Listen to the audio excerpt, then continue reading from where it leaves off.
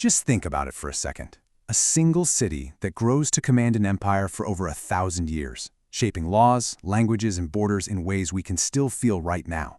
Its story isn't just epic, it's practically the blueprint for the Western world. This is the incredible story of ancient Rome. But, this isn't just some dusty old history lesson. The real question, the one we're going to dig into, is this. How does an empire that fell apart over 1,500 years ago still have so much influence over our world today? Okay, so where does it all start? Well, our story kicks off with this tiny little settlement on the banks of the Tiber River, traditionally founded way back in 753 BCE. I mean, from these super humble beginnings, an empire was born that would literally change everything. And right from the get-go, this settlement goes through a massive change, a truly radical one actually, a shift from myth and kings to a revolutionary new way of doing things, the Republic. Every great origin story needs a little bit of drama, right? And Rome's, it has it in spades. The founding myth of Romulus and Remus, these two brothers supposedly saved and raised by a wolf, is this powerful story about destiny and conflict that really became the heart of Roman identity. But pretty soon, the myths start to fade and real history kicks in. In 509 BCE, the Romans do something that's, it's totally revolutionary for the time. They kick out their king. They completely reject the whole idea of one person having absolute power. And in its place, they build the Republic, this intricate system with elected officials, a powerful Senate, and assemblies for the people, all designed to make sure nobody could ever become a tyrant again. So, with this brand new form of government, this ambitious republic starts to look outwards. It starts to grow. But you know what comes with growth, right? Conflict. The next chapter of Rome's story was going to be forged in the fire of war. And boy, did they get a test. The ultimate challenge for the Republic came in the form of the Punic Wars. Now, these weren't just a few skirmishes. This was an all-out, generational struggle against Carthage, the other superpower in the Mediterranean. Whoever won was going to control the known world. And this whole conflict created absolute legends. We're talking about names you've probably heard of, right? Hannibal, the Carthaginian genius who marched elephants over the Alps to attack Rome, and his Roman nemesis, Scipio Africanus. Their showdowns were just epic, and when Rome finally won, its military dominance was set in stone for centuries. But here's the twist. As Rome is out there conquering the world, it starts to realize something terrifying. The biggest threat, it wasn't some foreign army anymore. It was coming from inside. And that's the real irony here. The Republic's own success is what started to tear it apart.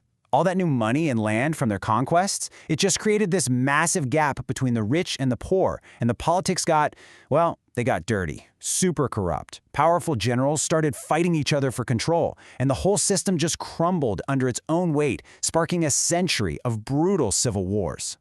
And when the end came, it came fast. In 49 BCE, you've got Julius Caesar crossing the Rubicon River, basically declaring war on his own government. It was the point of no return. His assassination just a few years later didn't fix things. It just threw gasoline on the fire, creating this massive power vacuum that paved the way for his young heir, Octavian, to make his move.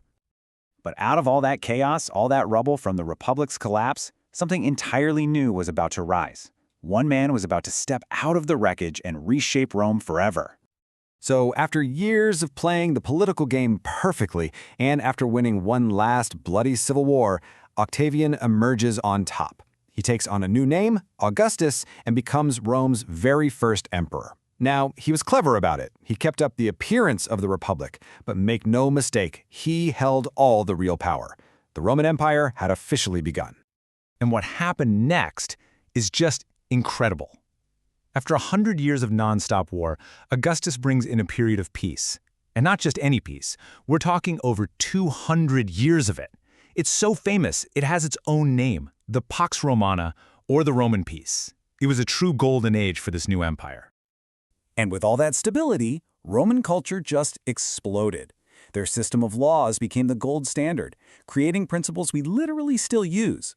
They produced amazing literature and architecture. And the engineering, wow. The roads and aqueducts they built, they were like the arteries of the empire, and some of them are still standing today. But we all know the saying, right? All good things must come to an end. No empire lasts forever. So, what happened? How did it all come crashing down? And maybe even more importantly, how did its ideas manage to survive? Well, it wasn't one single thing. It was kind of a slow burn. Over centuries, the empire just got worn down. Problems from the inside, like economic trouble and unstable politics, and constant pressure from enemies on the outside. It just got too big, too unwieldy to manage. And finally, in 476 CE, the western half officially collapsed. Just like that, an era was over. So that brings us all the way back to the big question we started with. How is it possible that Rome still has a grip on our world? Well, you just have to look around. That idea in our governments, of checks and balances, that's straight from the Roman Republic. Basic legal ideas like innocent until proven guilty. Yep, that's Roman too. Even our buildings, our languages, it's all got a little bit of Rome's DNA in it. When you boil it all down, the story of Rome is really a story about us. It's about ambition, it's about what power does to people, and it's a stark reminder that even the greatest civilizations aren't permanent. And that really leaves us with a huge question to think about. What lessons can we, and maybe should we, learn from it all today?